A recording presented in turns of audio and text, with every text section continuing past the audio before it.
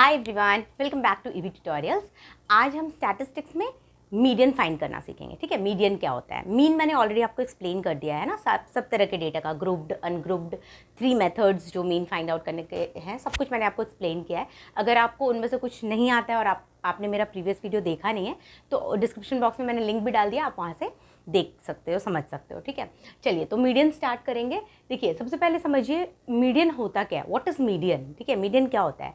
Median है ना, कोई डेटा आपको दिया गया है, कोई नंबर्स दिए गए हैं, उसका जो मिडिल वाला नंबर है ना, बीच वाला, उसको मीडियन कहते हैं।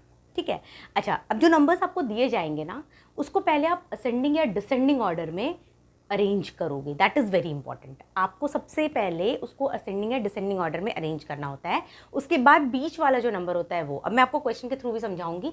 पहले ये समझो आप, अगर एन ऑर्डर, पहले ये चीज़ मैंने लिखी है कि middle term of set of variables, middle term मतलब बीच वाला जो टर्म होता है, set of variables arranged in ascending और डिसेंडिंग ऑर्डर। असेंडिंग मतलब समझते हो ना, ascending, descending, increasing order, decreasing order. ठीक है, अच्छा, अगर एन टर्म्स दिया हुआ है असेंडिंग डिसेंडिंग ऑर्डर में, तो और अगर n की वैल्यू ऑड है, अगर n की वैल्यू ऑड है तो आपको ये फॉर्मूला यूज़ करना है। ये है मेरा क्वेश्चन, मैं क्वेश्चन के थ्रू आपको समझाती हूँ direct. Find the median of this. अब आप देखो यहाँ पे सबसे पहले ये जो नंबर्स है ना, चेक करो क्या ये असेंडिंग या डिसेंडिंग ऑर्डर में है।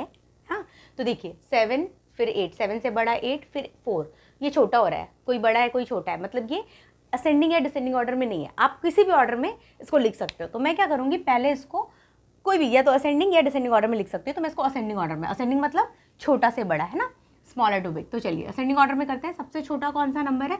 3। तो आप ऐसे लिखोगे, arranging the numbers, arranging the numbers किसमें, इन किसी भी ऑर्डर में आप कर सकते हो, मैं असेंडिंग ऑर्डर कर रही हूँ। ठीक है, असेंडिंग ऑर्डर, मैं असेंडिंग ऑर्डर में नंबर्स को लिख रही हूँ। चलिए छोटा से बड़ा, सबसे छोटा 3, 4, 7, 8 एंड 10, राइट। मैंने असेंडिंग ऑर्डर में लिख दिया। अब इनका जो है, इनका क्या है, n की वैल्यू आप देखो, n मतलब नंबर ऑफ टर्म्स कितने हैं, 1 2 3 4 5, तो n की वैल्यू कितनी हो गई, 5 हो गई। तो मीडियन कैसे निकलेगा, एकदम सिंपल है, मीडियन कैसे निकलेगा, n+1/2 है ना, ये फॉर्मूला है ना। तो n की वैल्यू क्या है, 5, तो 5+1/2, और ये TH है। हाँ, तो इसका मतलब 6/2, इसको कट कीजिए, 3 आ रहा है, तो थर्ड टर्म।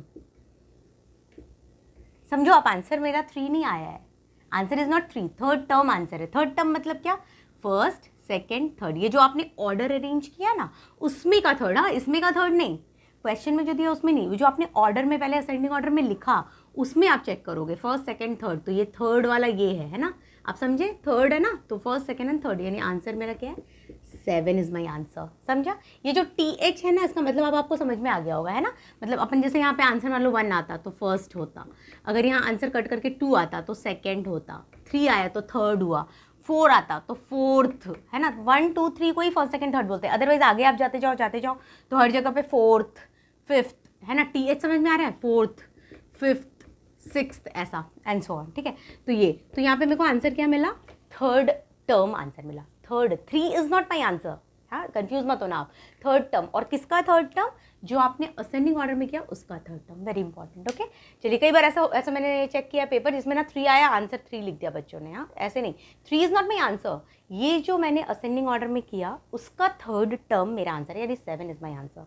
ठीक है, और एक बात, बच्चे ये स्टेप भूल जाते हैं, असेंडिंग डिसेंडिंग ऑर्डर में करना भूल जाते हैं, तो प्लीज़ डोंट फॉरगेट, वही इंपॉर्टेंट है, पहले वो करके तब आप ये चीज़ करते हो। ठीक है, चलिए अब इसके आगे देखते हैं। जब n इवन होगा तो मैं बताती हूँ आपको, ये आप नोट करो या फिर स्क्रीनशॉट ले लो। ओके, तो जब n इवन होगा, है ना, जब n इवन होगा तब क्या होगा। ठीक है, मैंने इसके पहले वाला जो फॉर्मूला तो क्या था, n ऑड, तो जब n इवन होगा तो मीडियन का जो फॉर्मूला है that is n/2th term plus n/2 plus 1th term upon 2। ठीक है, ये होता है फॉर्मूला। क्वेश्चन के थ्रू समझते हैं। देखिए, अभी इस क्वेश्चन में आप देखो, फाइंड द मीडियन ऑफ ये, अब इसको आप काउंट कीजिए। देखो 1 2 3 4 5 6 7 8 टर्म्स है टोटल, है ना, और 8 कैसा नंबर है, इवन नंबर, राइट। आप समझा ना, इसके पहले मैंने जो किया वो 5 टर्म्स थे, 5 ऑड था तो हमने ऑड का फॉर्मूला यूज़ किया। अभी 8 टर्म्स है तो इवन है, तो n इक्वल टू कितना है, 8। सबसे फर्स्ट स्टेप क्या बोला मैंने, असेंडिंग या डिसेंडिंग ऑर्डर में कन्वर्ट करो। सो आप यहाँ पे लिखो, arranging the numbers arranging the terms या अरेंजिंग द नंबर्स, आप कुछ भी लिख सकते हो। नंबर्स इन किसमें, किसी भी ऑर्डर में, असेंडिंग या डिसेंडिंग दोनों चलता है, मैं असेंडिंग कर रही हूँ, आप डिसेंडिंग करोगे तो भी सेम आंसर आना है। Okay, arranging the numbers in ascending order. Ascending order मतलब स्मॉलर टू बिगर।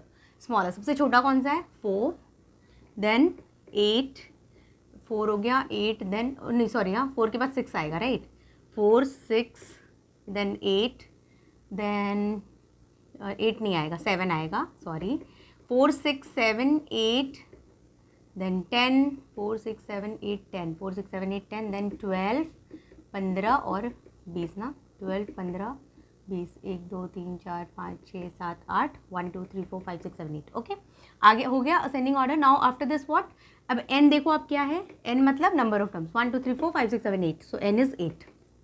इवन है, n क्या है, इवन है, सिंस ये इवन है इसलिए मुझे ये फॉर्मूला यूज़ करना है। आया समझ में, अगर ऑड होता तो प्रीवियस वाला फॉर्मूला। चलिए अब मीडियन का फॉर्मूला यूज़ करेंगे। Median is equal to what, यहाँ पे निकालते हैं ना, इधर median is equal to n by 2, n by 2 मतलब 8/2 टर्म है ना, प्लस n बाई 2 प्लस 1 यानी 8/2 प्लस 1,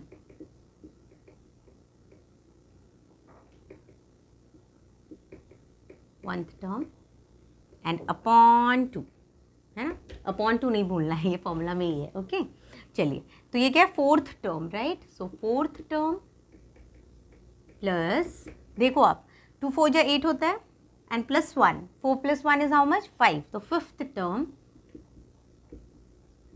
अपॉन व्हाट 2 है ना।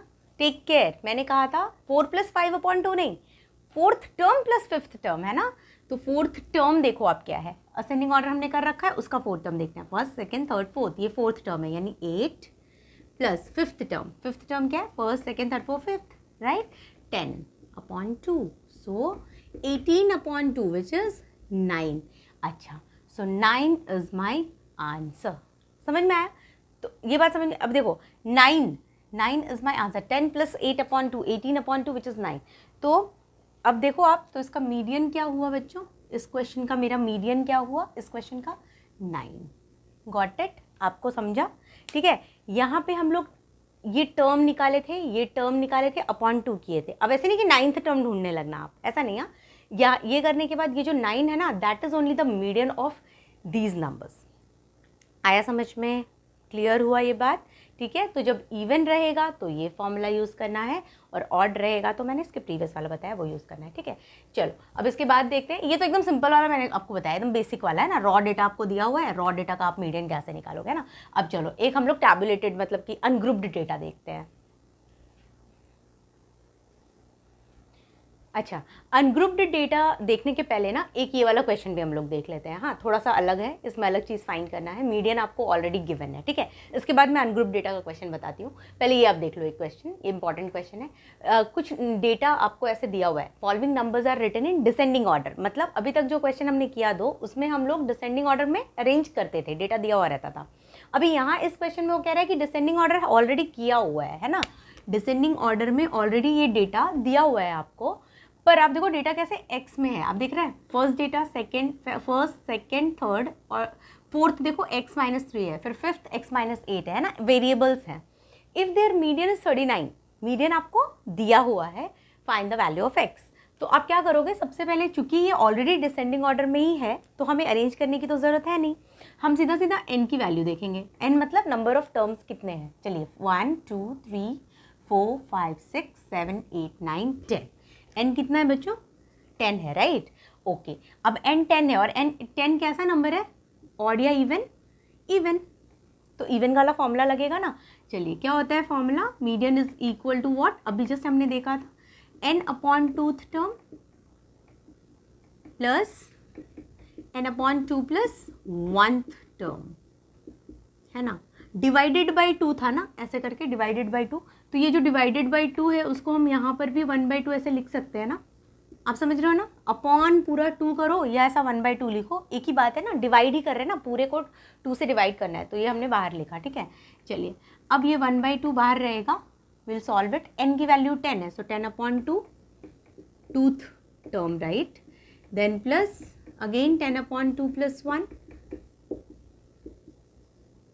राइट। चलिए 2 5 जा 10 होता है, 2 5 जा 10, सो आपको मिल गया 5th टर्म प्लस 5 + 1 यानी 6th टर्म। चलिए अब स्टार्ट करेंगे। देखिए मीडियन जो है, median that is how much 39, it is given in the question में दिया हुआ है मीडियन, है ना। अच्छा अब आप देखो 39 is equal to 1/2, fifth term क्या है, first second third fourth fifth, है ना। क्वेश्चन से ही देखेंगे बिकॉज ये ऑलरेडी डिसेंडिंग ऑर्डर में है। फिफ्थ क्या है, x-8 प्लस है ये वाला, है ना, तो plus sixth term, first second third fourth fifth हो गया, सिक्स्थ क्या है x-11। सॉल्व कीजिए अब इसको, है ना। चलो ये 39 इंटू 2 क्या होगा, 2 9 जो 18, कैरी 1, 2 3 जो 6 1 7। नाउ x प्लस x होता है 2x, -8 -11 -19। अब आगे तो आपको सॉल्व करना आता ही है, मैं इसको यहाँ ले जाती हूँ, ठीक है। देखो 78 इधर 2x, तो अपन ऐसे कर सकते हैं 2x = 78 + 19, है ना। ये मैं सॉल्व कर रही हूँ, x की वैल्यू निकाल रही हूँ, बस ये तो आपको भी आता है, आई नो। 9 8 17, कैरी 1, 9/2, तो मेरे को x की वैल्यू क्या मिल गई, 2 4 जा 8, 2 8 जा 16.5, yes, so my answer is 48.5। तो x की वैल्यू मुझे 48.5 मिली, ठीक है। तो ऐसे भी क्वेश्चंस आ सकते हैं आपको जिसमें डिसेंडिंग ऑर्डर में डेटा होगा और डेटा में से ही कुछ फाइंड आउट करने बोल देंगे, है ना। ओके चलिए अब इसके बाद एक क्वेश्चन देखते हैं अनग्रुप डेटा का, या तो आप नोट कर लो या स्क्रीनशॉट ले लो इसका। ओके ये क्वेश्चन अब आप देखो, है ना, ये अनग्रुप्ड डेटा का एक क्वेश्चन है। अनग्रुप्ड क्यों बच्चों, क्योंकि आप देखो यहाँ क्लास इंटरवल नहीं दिया हुआ है ना। मैं क्लास इंटरवल जब दिया रहेगा तो उसको ग्रुप डेटा बोलते हैं, उसके क्वेश्चंस बाद में बताऊंगी, पहले ये आप देखो। यहाँ पे क्या है, weight of 45 children in a class were recorded to the nearest KG as follows, मतलब कि 45 चिल्ड्रन एक क्लास में है, उन बच्चों का वेट केजी में लिया हुआ है ना, वेट केजी में लिया हुआ है। तो जो नंबर ऑफ चिल्ड्रन, जैसे 7 चिल्ड्रन, 7 बच्चों का जो वेट है वो 46 kg है, 5 चिल्ड्रन का वेट क्या है 48 kg, 8 चिल्ड्रन का 50 kg, ऐसा करके डेटा आपको दिया हुआ है। और क्वेश्चन में बोल रहा है कैलकुलेट द मीडियन वेट, आपको मीडियन निकालना है, ठीक है। अब ये टेबल है ना, टैबुलेटेड डेटा है, इसके पहले हमने जो लिया था वो सिंपल नंबर्स दिए रहते थे, रॉ डेटा रहता था। अब टेबल्स में है, तो आप क्या करोगे, देखो ध्यान से समझो। सबसे पहले चीज़ आप वेट जो है, जो कि केजी में दिया हुआ है इन केजी, इसको आप टेबल बनाओगे, है ना। टेबल बनाना स्टार्ट करो आप। यहाँ पे क्या है 46, ठीक है। ये दूसरा रहेगा number of children. Number of children actually में क्या है, 7 बच्चों का यही वेट है ना, तो ये एक्चुअली में फ्रीक्वेंसी दिया हुआ है, फ्रीक्वेंसी है ये, हाँ। और ये वेट जो है दैट इज़ एक्स, एक वेरिएबल हमने लिया, हाँ ठीक है। अब ध्यान दीजिए, आप क्या करना है अपने को, देखो एक्स क्या दिया हुआ है 46, फिर क्या है इधर क्या है 7 ना, फिर ये 48, इधर आपका 5, फिर कुछ नहीं, बस कॉपी कर रही हो ना डेटा।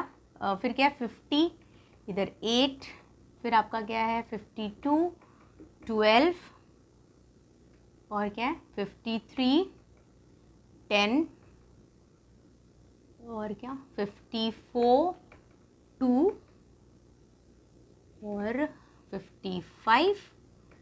एक बच्चे का वेट, सिर्फ एक बच्चे का जो है उसका वेट है 55 kg, ठीक है। ये आपको दिया हुआ है। अब आप क्या करते हो, बहुत इंपॉर्टेंट है, आपको ना क्यूमुलेटिव फ्रीक्वेंसी निकालना है बच्चों। यहाँ पे क्यूमुलेटिव फ्रीक्वेंसी कैसे निकलता है वो मैं आपको बता रही हूँ। CF, आप उसको शॉर्ट में CF ऐसे भी बोल सकते हो, क्यूमुलेटिव फ्रीक्वेंसी, ठीक है। देखिए हाँ ध्यान देना है, ये 7 है ना, तो 7 ही रहेगा, हाँ। अब ये 7 + 5 आप कर रहे हो, ध्यान दो, हाँ। देखो 46 kg वेट 7 बच्चों का है, अब उसके बाद ये दोनों ऐड करो, 7 + 5 क्या होता है 12। अब देखो मैं क्या ऐड कर रही हूँ, 7 + 5 12, 12 + 8 20, 20 + 12 32, 32 + 10 42, 42 + 2 44, एंड 44 + 1 45। क्यूमुलेटिव फ्रीक्वेंसी क्या बोलते हैं इसको, क्यूमुलेटिव फ्रीक्वेंसी। मैं आपको बता रही हूँ, समझा रही हूँ, देखो आप पहले। अब यहाँ पे ना आप सम ऑफ द फ्रीक्वेंसी निकालते हो, सिग्मा एफ जो हम लोग निकालते थे ना पहले, मीन फाइंड आउट करते वक्त भी हमने निकाला था। तो देखो 7 5 12 8 20 22 24 25 35 45, ऑब्वियसली ये दोनों वैल्यू सेम आएगा ऑब्वियसली, है ना, क्योंकि हमने इसको ही तो ऐड किया ना, इसको इससे ऐड किया, फिर जितना आया फिर उसको इससे, फिर इसको इससे, फिर इसको इससे, ऐसे करते करते हम यहाँ पहुँचे और 45 आए। तो इन सबों का सम 45 है, तो इधर लास्ट में आपको 45 भी मिलेगा, है ना। ये दोनों सेम रहना चाहिए, ये और ये होने के बाद आप ध्यान दो, अब यहाँ पर आपको सिग्मा एफ जो है ना, नंबर ऑफ स्टूडेंट्स है, वो नंबर ऑफ चिल्ड्रन है वो, है ना, कितना है 45। 45 ऑड होता है या इवन होता है? इवन होता है, right. I am so sorry, even होता है, 45 ऑड होता है, राइट। तो 45 ऑड होता है, यानी मुझे जो n मिला है एक्चुअली वो 45 मिला है, जो कि ऑड नंबर होता है, राइट, ऑड नंबर होता है। तो ऑड का हमने आपको फॉर्मूला ऑलरेडी बता रखा है ना। चलिए, क्या बताया था formula? Median is equal to n/2 + 1th term, ऐसा बताया था ना, n/2 + 1th टर्म। ओके, तो n/2 + 1th टर्म हमने ऑड का फॉर्मूला लिया था, है ना। n/2 + 1 था या n + 1/2 था बच्चों? n + 1/2 था ना, वो तो हमारा मीडियन वो इवन में था वो, है ना। n + 1/2 था, आई एम सो सॉरी। हाँ, n क्या है? 45 + 1/2 तो टर्म, ये लिखना आप नहीं भूलोगे यार, टूथ टर्म, ये TH, है ना, क्योंकि मैंने आपको बताया ना, डायरेक्ट बच्चे आंसर लिख देते हैं, वही वो नहीं होता आंसर, वो टर्म आंसर होता है, वो टर्म हमें यहाँ से लेना पड़ेगा, है ना। 46/2 फिर से TH, कैंसिलेशन होगा, 2 2 4 3, यानी कि एक्चुअली 23rd टर्म मेरा आंसर है। अब 23rd टर्म कौन सा है, ध्यान दीजिए, देखो आप टेबल, ध्यान दो, टेबल में देखो आप, क्यूमुलेटिव फ्रीक्वेंसी देखना है आपको, और इसमें 7th, ध्यान दीजिए आप मेरी बात पे, मैं क्या बोलना चाह रही हूँ। 7th चाइल्ड जो है, 7th child, first child, second, third, fourth, 5th, 6th, 7th child तक जो वेट है 7 बच्चों का, वो 46 kg है। 7th के बाद जब 8th बच्चा हमने काउंटिंग में स्टार्ट किया क्लास में, तो 8वां बच्चा, 9th बच्चा, 10th बच्चा, है ना, टोटल बच्चे कितने हैं? 45 बच्चे हैं ना, टोटल स्टूडेंट्स टोटल 45 हैं। उसमें से जब हमने काउंटिंग, मैंने जो भी काउंट कर रहा है या टीचर या अपन कर रहे हैं, तो first, second, third, fourth, 5th, 6th, 7th बच्चों का वेट है 46। 7th तक हमने जो काउंटिंग करी, तो उन बच्चों का 46 kg वेट है। 8th बच्चा जो है, वहाँ से जब स्टार्ट हुआ, 8th से लेके 12th बच्चे तक, जो 12th काउंटिंग में आ रहे हैं, उनका वेट 48 kg है। फिर 12 के बाद, 12th के बाद जब 13th हमने काउंटिंग स्टार्ट करी, है ना, हमने अरेंज कर दिया कि भाई ये देखो, ये 7 बच्चे हैं, इनका वेट 46 kg है। ये 5 बच्चे हैं जिनका वेट 48 kg है, 5 बच्चे का वेट 48 kg है ना। ये तो हमने क्या निकाला मालूम है, कि 12 से मैंने 12th तक जो हमारे बच्चे थे, उनका वेट 46 48 दोनों है, क्योंकि हमने क्यूमुलेटिव फ्रीक्वेंसी निकाला है, ठीक है। तो यहाँ पर जो उन्होंने कहा ना कि 23rd, मतलब आपको क्या करना है, ये 12 तक हो गया, 12 के बाद 13, 14, 15 से लेकर 20 तक यहाँ। अब 20 के आगे 21st, 22nd, 23rd, 24th, 25th, 26th, ऐसा जो है वो डेटा सब इधर जा रहा है। आप समझ रहे हो, 20 तक यहाँ ख़त्म। 20 के आगे 21st से लेके 32 तक, 21st से लेके 32 तक, 32 मतलब 32nd तक जो बच्चे हैं, 21st से 32nd तक, उनका वेट कितना है? 52 kg है। मेरी बात समझ में आ रही है? तो आप समझो, 20 के आगे वाला, मतलब 21st से लेके 32nd तक वाले जो बच्चे हैं, उनका वेट 52 kg है। तो यहाँ पे कहा जा रहा है 23rd बच्चा, तो 21st, 22nd, 23rd, है ना, सब बच्चों का वेट कितना है? 52। मुझे तो सिर्फ 23rd वाले का देखना है, आप समझ गए? तो आपको क्यूमुलेटिव फ्रीक्वेंसी देखना है, वहाँ पे डिसाइड करना है 23rd बच्चे का वेट। तो आप 20 तक नहीं जाओगे, 20 के आगे जाओगे। तो 23rd से लेके 32nd तक के जो बच्चे हैं काउंटिंग में, उनका वेट 52 kg है। तो आप कहोगे 23rd चाइल्ड जो है ना, 23rd wait of 23rd child is कितना बेटा, कितना है? 52 kg। आया समझ में? क्लियर? अच्छा, अगर मैं आपसे बोलती हूँ 10th बच्चे का क्या वेट है, वैसे तो मुझे आंसर 23 मिला है, मैं यूं ही आपसे पूछ रही हूँ 10th बच्चे का क्या वेट है, तो आप क्या सोचोगे? 7th तक, तो यहाँ 7 के आगे 8th, 9th, 10th, 11th, 12th, है ना, सब बच्चे तो इधर आ गए, तो 10th बच्चा इधर ही आएगा ना, तो उनका वेट कितना होगा? 48 kg। आपको समझा? तो इसलिए क्यूमुलेटिव फ्रीक्वेंसी आपको निकालना पड़ता है, ठीक है। तो अगर मैं आपसे पूछूं सेकंड बच्चे का क्या वेट है, सेकंड बच्चे का, दूसरे बच्चे का, तो फर्स्ट से लेके 7th तक तो इधर है, उनका वेट है 46। सेकंड बच्चे का आंसर वेट कितना हो जाएगा? 46 kg। आपको समझ में आ रहा है ना? फर्स्ट से लेके 7th तक जो बच्चे हैं उनका 46 kg, 7 के आगे 8th से लेकर 12th तक जो बच्चा है 48 kg, है ना? इसीलिए हमने 23rd का निकालना था, तो 20 के आगे 21st, 22nd, 23rd सारे जो बच्चे हैं 32nd तक उनका वेट 52 kg है। So weight of 23rd child is 52 kg। Question था कैलकुलेट द मीडियन वेट, तो मीडियन वेट मतलब मुझे 23rd बच्चे का वेट निकालना था, वो आ गया 52 kg। Got it?